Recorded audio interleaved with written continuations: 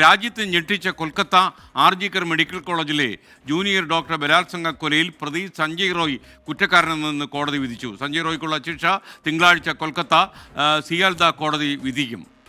വിശ്വാസം കാത്തതിന് കോടതിക്ക് നന്ദിയെന്ന് വനിതാ ഡോക്ടറുടെ കുടുംബം ഇന്ന് പ്രതികരിച്ചു. സമാനതകളില്ലാത്ത പ്രതിഷേധത്തിനും രാഷ്ട്രീയ വിവാദങ്ങൾക്കും ഇടയാക്കിയ കേസിലാണ് കൊൽക്കത്ത സിയാൽദ കോടതിയുടെ വിധി. പ്രതി സഞ്ജയ് റോയ് 31-കാരിയായ ജൂനിയർ ഡോക്ടറെ ആക്രമിച്ചതും ലൈംഗികമായി പീഡിപ്പിച്ചതും തെളിഞ്ഞെന്ന് കോടതി. ഫോറൻസിക് തെളിവുകൾ പ്രതിക്കെതിരാണെന്ന് തെളിയിക്കാൻ പ്രോസിക്യൂഷനായി. അതേസമയം കുറ്റം ചെയ്തിട്ടില്ലെന്ന് പ്രതി ആവർത്തിച്ചു. ഒരു IPS ഉദ്യോഗസ്ഥനും കുറ്റകൃത്യത്തിൽ പങ്കുണ്ടെന്നും യഥാർത്ഥ കുറ്റവാളികളെ കണ്ടെത്തണമെന്നും പ്രതി ആവശ്യപ്പെട്ടു. തിങ്കളാഴ്ച പ്രതിഭാഗത്തിന്റെ അടക്കം വാദം കേട്ട ശേഷം കോടതി ശിക്ഷ വിധിക്കും. വിശ്വാസം കാത്തതിന് നന്ദിയെന്ന് ഡോക്ടറുടെ പിതാവ്.